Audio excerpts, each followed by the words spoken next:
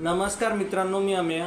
तर आजचा प्रश्न हा अलीकडेच झालेल्या IAS ऑफिसर्स किंवा संधी अधिकाऱ्यांच्या नियुक्तीशी संबंधित आहे। तर माझा प्रश्न असा आहे की अलीकडेच राज्याच्या पहिल्या महिला मुख्य सचिव म्हणून नियुक्त झालेल्या सुजाता शौनिक मॅडम या कोणत्या बॅचच्या IAS अधिकारी आहे? तर त्याचे ऑप्शन्स किंवा पर्याय पुढीलप्रमाणे आहे: 1988, 1989, 1986 की 1987। तर यापैकी तुम्हाला जोही पर्याय उचित वाटत असेल त्याचे उत्तर कमेंट बॉक्समध्ये द्या।